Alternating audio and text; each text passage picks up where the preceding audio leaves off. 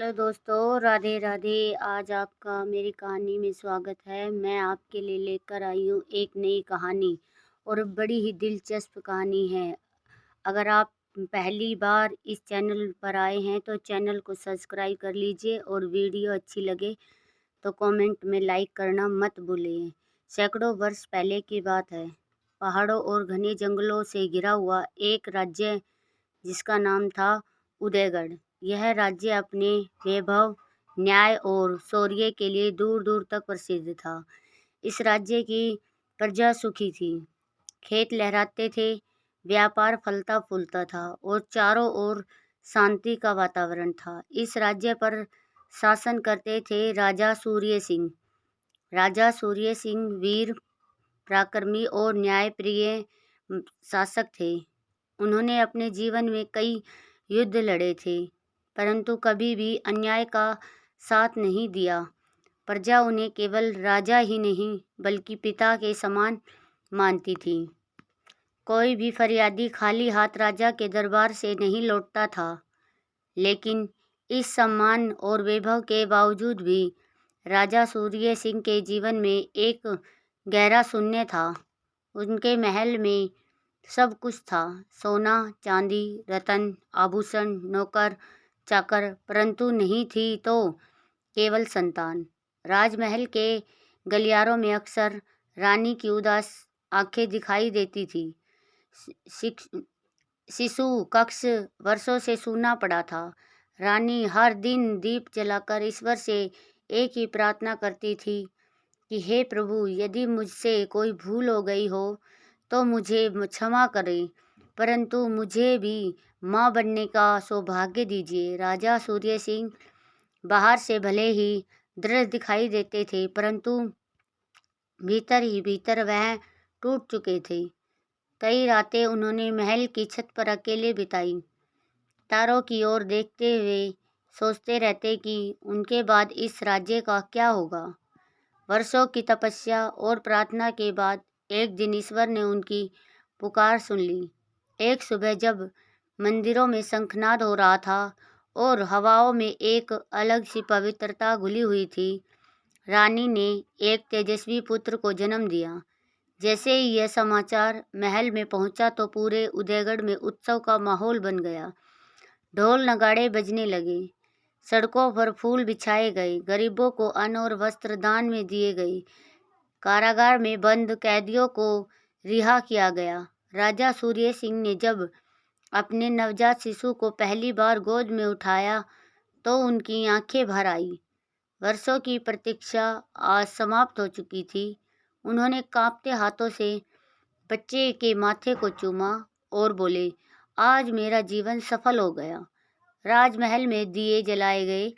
ऐसा लग रहा था मानो स्वयं देवता उदयगढ़ को आशीर्वाद दे रहे हो। लेकिन परंपरा के अनुसार राजकुमार के जन्म के साथ ही उनकी जन्म कुंडली बनाना आवश्यक था। राजा ने तुरंत राज्य ज्योतिष को बुलाने का आदेश दिया। राज ज्योतिष उदयगढ़ के सबसे विद्वान ज्योतिष में गिने जाते थे।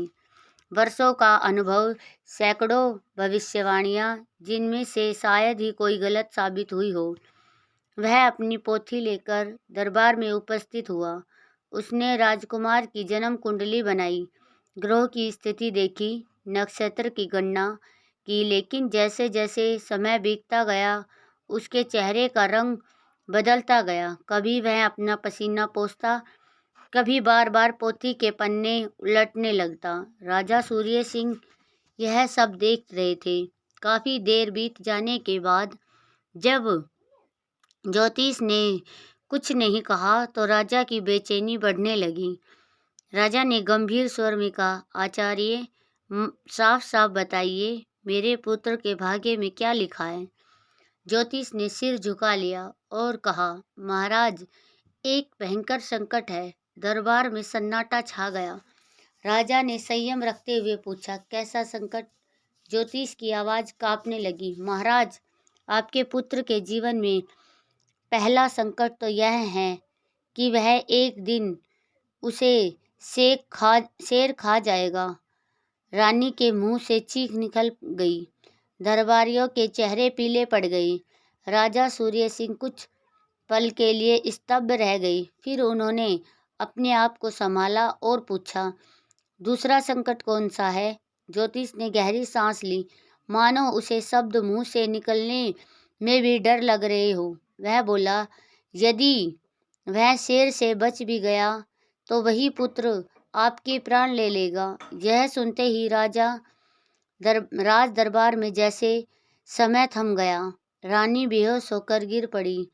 दासियां उसे संभालने के लिए दौड़ी। राजा सूर्य सिंह पत्थर की तरह खड़े रह गए। उनके भीतर तूफान सा मच चुका था। कुछ देर के बाद राजा ने दृढ़ स्वर में कहा, यदि मेरे पुत्र का यही भाग्य है तो मैं भाग्य से युद्ध करूंगा। राजा ने उसी क्षण एक फैसला ले लिया, मेरे पुत्र को किसी भी कीमत पर उसके भाग्य से दूर रखा जाए। और फिर यहीं से शुरू हुआ नियति और एक पिता के संघर्ष की कहानी। राजा सूर्य सिंह उस दिन के बाद एक भी रात चैन से नहीं सो पाया। ज्योतिष की बातें उसके कानों में बार बार गूंजती रहती। शेर और फिर पिता की मृत्यु। राजा ने भाग्य को से टकराने का फैसला कर लिया था और उसे अमल में लाने के लिए तुरंत काम शुरू करवा दिया गया। महल में कई कोस दूर ऊंचे ऊंचे पहाड़ों के बीच घने जंगल से घिरी हुई एक निर्जन जगह चुन ली गई। वहां ना तो कोई मनुष्य आता था, ना ही पशु। उस पहाड़ी की चोटी के नीचे जमीन के अंदर एक विशाल तहखाना बनवाया गया। यह कोई साधारण तहखाना नहीं था। उसमें कई कमरे थे, हवा के लिए कई सुराख बनाए गए थे, दीप जलाने की व्यवस्था थी और हर तरह की सुविधा मौजूद थी जिससे कि एक बच्चा जीवित रह सके। राजा ने अपने कलेजे के टुकड़ों को वहां भेजने का आदेश दिया। जिस दिन नन्हे युवराज को तहखाने में उतारा गया, उस दिन रानी का हृदय फटने को हो गया। उन्होंने अपने पुत्र को सीने से लगाया और रोते हुए कहा, मुझे नहीं पता मैं तुम्हें दोबारा देख पाऊंगी या नहीं, लेकिन मेरी हर सांस तुम्हारे लिए आशीर्वाद रहेगा। राजा सूर्य सिंह ने कठोर बनते हुए कहा।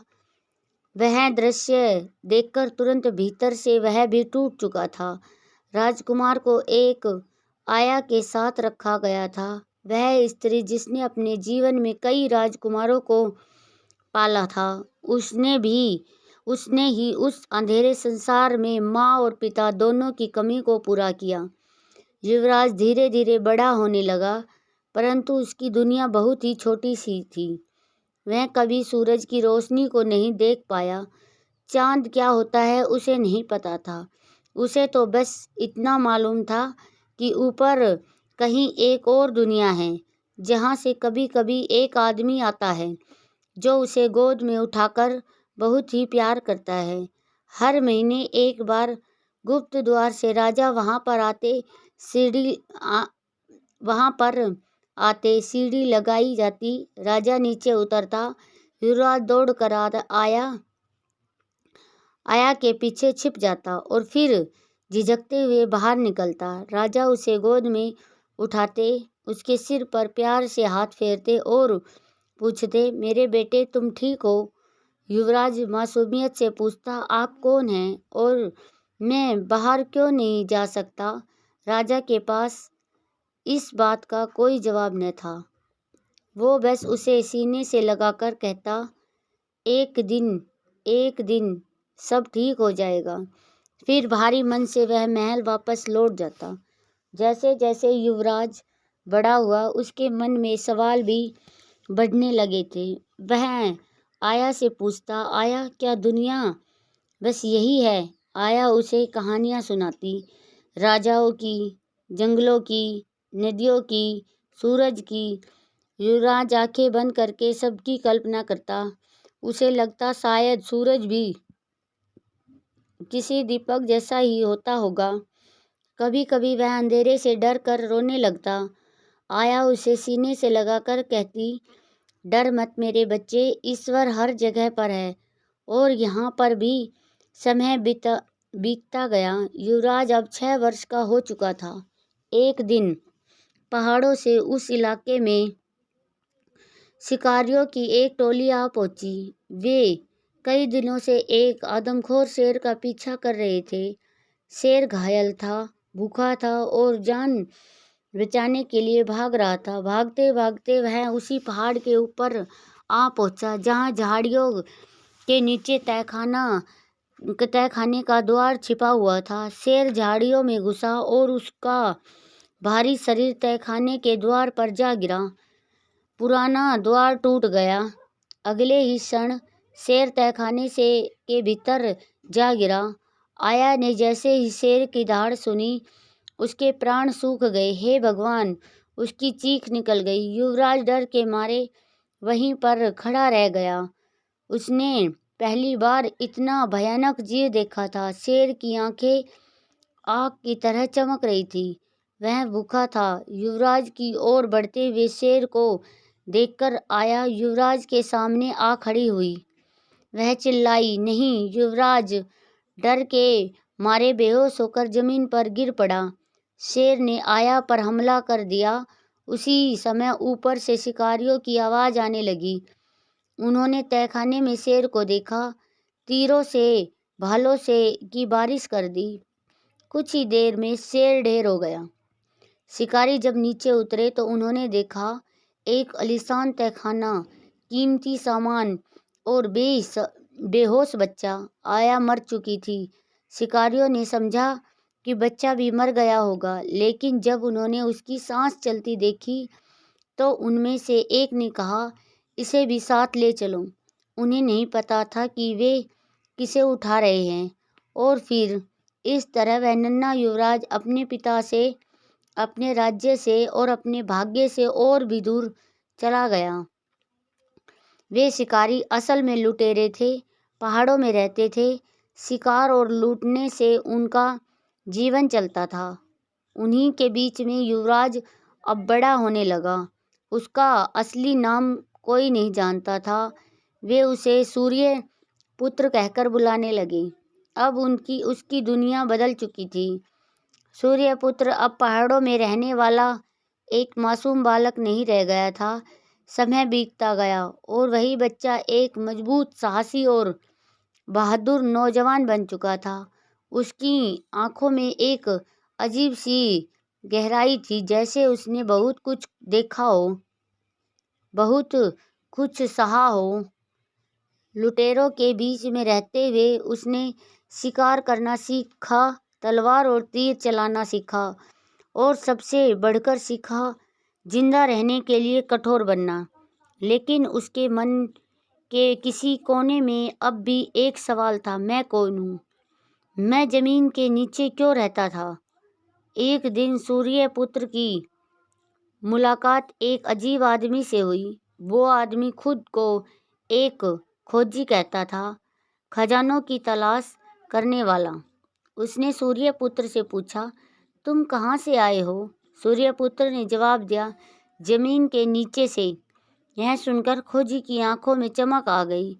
उसने समझ लिया कि यह नौजवान किसी रहस्यमय जगह से जुड़ा है।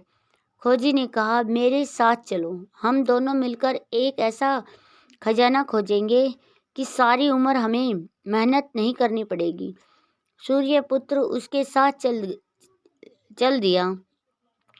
दोनों एक ऊंची पहाड़ी पर पहुंचे और वहां पर जमीन खोदने लगे।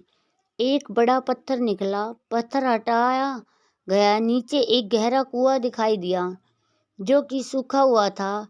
खोजी ने सूर्यपुत्र की कमर पर एक रस्सी बांधी और कहा, तुम नीचे उतर जाओ। जो तुम्हें दिखाई दे मुझे बताओ। नीचे उतरते ही सूर्यपुत्र ने अंधेरे में चमकते हुए सोने के सिक्के दिखे। उसने ऊपर आवाज दी, यहाँ पर सोना है। एक एक करके सोने के सिक्कों से भरी हुई टकरियां ऊपर भेज दी गई। लेकिन लालच ने खोजी की आत्मा को अंधा कर दिया। उसने सोचा, अगर यह नीचे ही मर जाए तो सारा खजाना मेरा होगा। उसने पत्थर रखकर कुएं का मुंह बंद कर दिया। कुएं में अकेला पड़ा हुआ सूर्यपुत्र पहले तो रोया और फिर शांत हो गया। उसने आसमान की तरफ देखा, हालांकि अंधेरा था। वह बोला, अगर मेरा जन्म यूं ही मरने के लिए हुआ है तो ठीक है, और अगर ईश्वर ने मुझे बचाना चाहा तो रास्ता जरूर निकलेगा। उसी समय उसे पानी के बहने की आवाज़ सुनाई दी। अंधेरे में एक पत्थर का दरवाजा दिखाई दिया। यह दरवाजा खुला और सूर्यपुत्र एक सुंदर घाटी में पहुंच गया। घाटी में एक नदी बह रही थी। सूर्यपुत्र नदी के किनारे किनारे चलता गया, क्योंकि उसे भरोसा था कि जहाँ पर नदी होती है वहाँ पर इंसान भी होंगे। काफ़ी देर के बाद उसे कुछ लोग मिल गए। वे उन्हें देखकर खुश नहीं हुआ, लेकिन जब सूर्यपुत्र ने उन्हें अपनी कहानी सुनाई तो उनके दिल पिघल गए। उन्होंने उसे खाना दिया, रहने की जगह दी। बाद में सूर्यपुत्र को पता चला कि वे लोग डकैत थे। धीरे धीरे सूर्यपुत्र उनके साथ ही रहने लगा, लूटपाट में शामिल होने लगा। उसे पता नहीं था कि जिस नगर के बाहर वह डकैती कर रहा है वह उसके पिता राजा सूर्य सिंह का ही राज्य है। इधर नगर की प्रजा लूटपाट से परेशान हो चुकी थी। व्यापार ठप हो गया था, गरीब भूखे मरने लगे थे। प्रजा के लोग राजा सूर्य सिंह के पास पहुंचे। राजा ने सेना इकट्ठी की और यह फैसला किया कि उन लुटेरों के साथ युद्ध किया जाएगा। राजा की सेना और डकैतों के बीच में भयानक युद्ध हुआ। सूर्यपुत्र एक टीले पर चढ़ा। उसने तीर कमान पर चढ़ाया। उसे बस दुश्मन दिखाई दे रहा था। यह नहीं पता था कि उसके सामने उसके पिता हैं। तीर चला और तीर सीधे राजा सूर्य सिंह के सीने में जा धंसा। घायल राजा को महल में लाया गया। वैद्यों ने उनका उपचार किया, परंतु समय अब बहुत ही कम था। राजा ने ज्योतिषी को बुलाया। ज्योतिषी ने कहा, महाराज, आपकी मृत्यु आपके पुत्र के हाथों ही लिखी थी।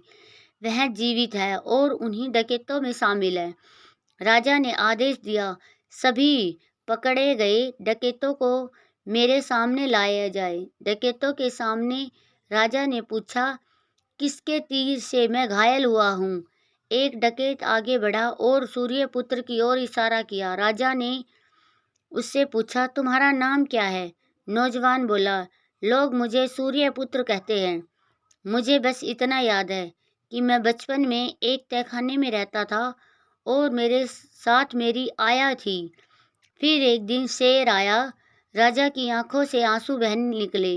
उन्होंने कांपते हुए हाथों से उन्हें गले लगा लिया और कहा, तुम मेरे बेटे हो। राजा सूर्य सिंह ने सबके सामने यह घोषणा की कि मेरे शब्द यही उदयगढ़ का राजा होगा।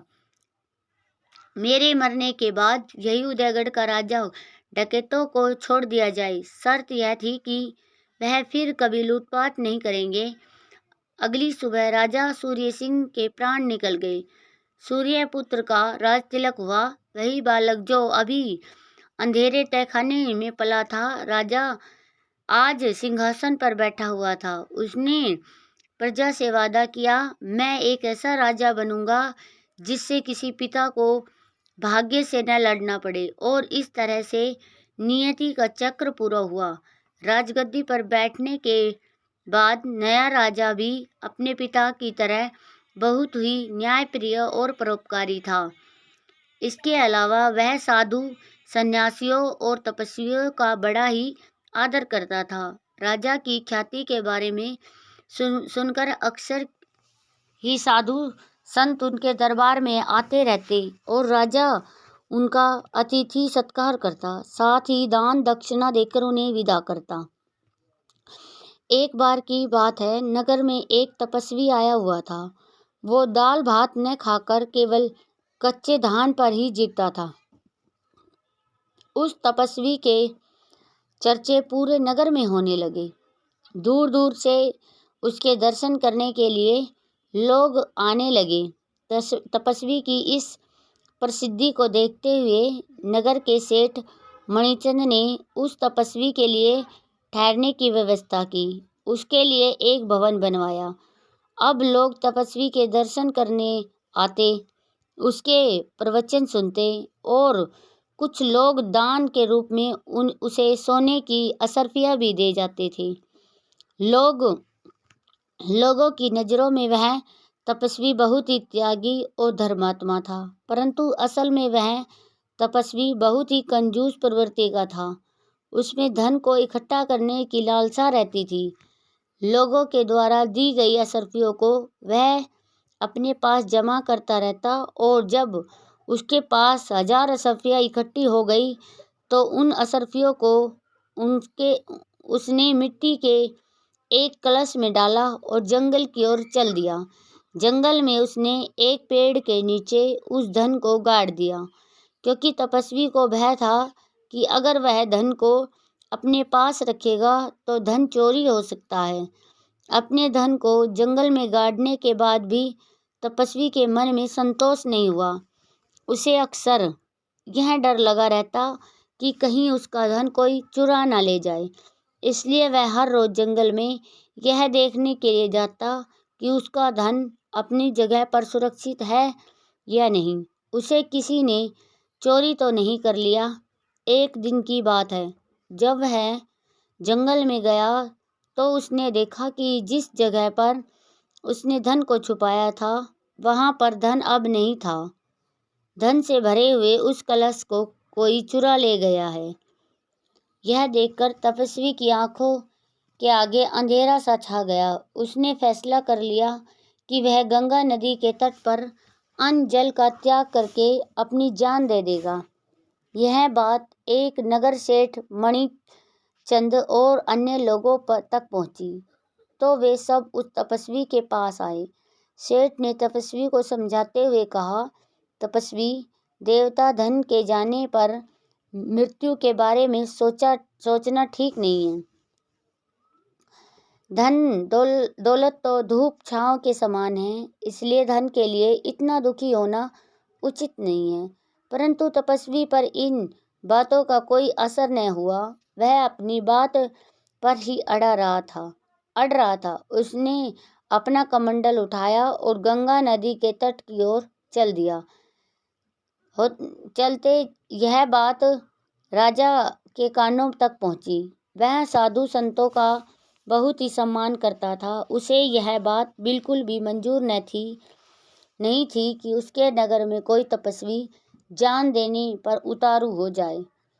तो उसने तुरंत अपने नौकरों को तपस्वी के पीछे छोड़ दिया तो तपस्वी को लेकर महल में आ गए। राजा ने तपस्वी से कहा, तपस्वी देव, आप हमें बताइए कि आपके साथ क्या हुआ।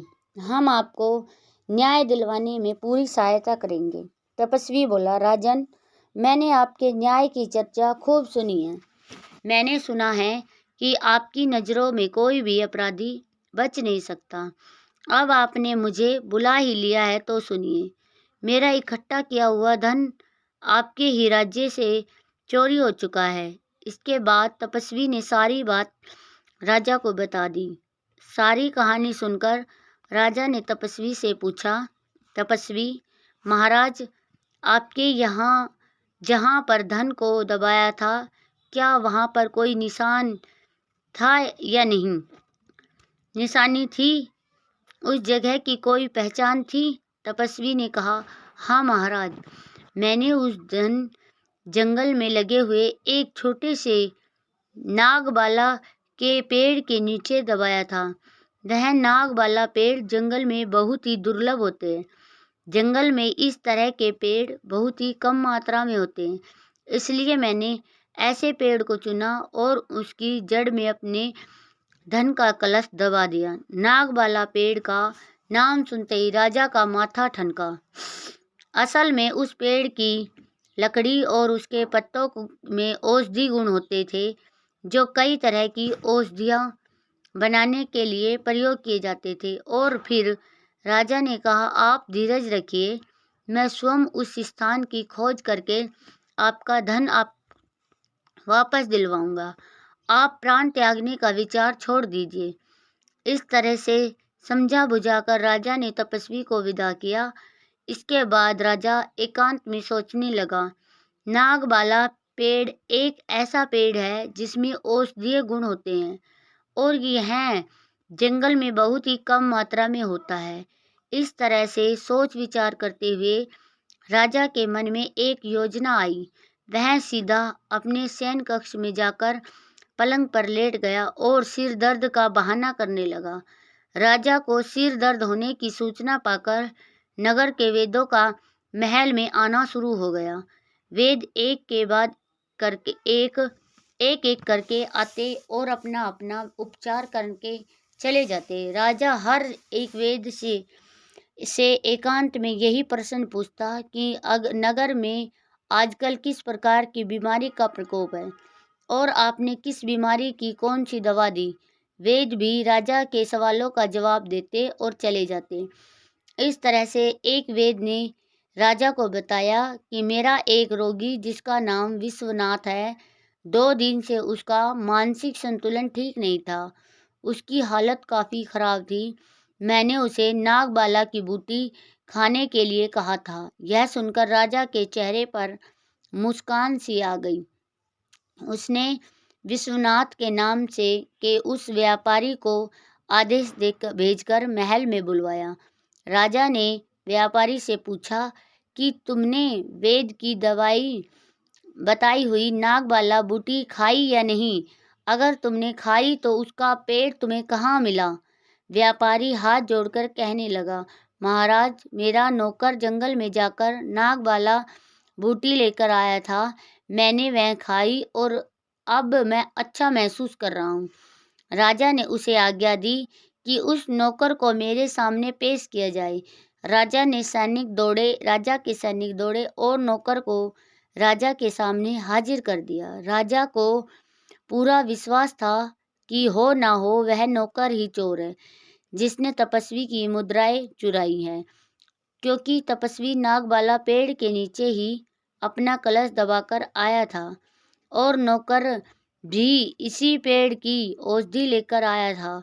जब नौकर को राजा के सामने पेश किया गया तो राजा ने उसे तीखी नज़रों से देखा और गुस्से से कहा, तुमने अपने मालिक के लिए जंगल से नागबाला बूटी उखाड़ते समय जो अशर्फियों से भरा हुआ कलश खोद कर निकाला था, उसे तुरंत मेरे सामने ले आओ, नहीं तो अपने पाप का दंड भोगने के लिए तैयार हो जाओ। यह सुनकर नौकर डर के मारे थर थर काँपने लगा।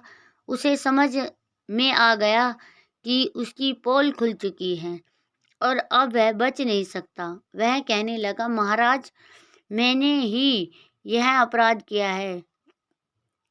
वह नागबाला बूटी खोजते समय मुझे तपस्वी का कलश उस पेड़ के नीचे दबा हुआ मिला था और मेरे मन में बेईमानी आ गई। मैंने उस कलश को अपने घर में छुपा कर रखा है। मैं अभी वह कलश आपके सामने लेकर आता हूँ। यह देखते हुए वह नौकर वहाँ से भागा और अपने घर से थोड़ी ही देर में वह तपस्वी का कलश लेकर राजा के सामने हाजिर हुआ।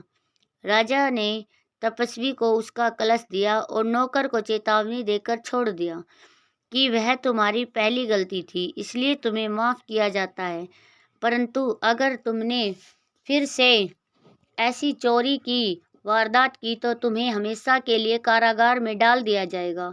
तपस्वी अपना धन पाकर बहुत ही खुश था और वह राजा की जय जयकार करता हुआ अपने ठिकाने पर वापस लौट आया। राजा के इस चतुराईपूर्ण न्याय से सभी नगरवासी बहुत ही प्रसन्न थे और उसकी प्रशंसा करने लगे।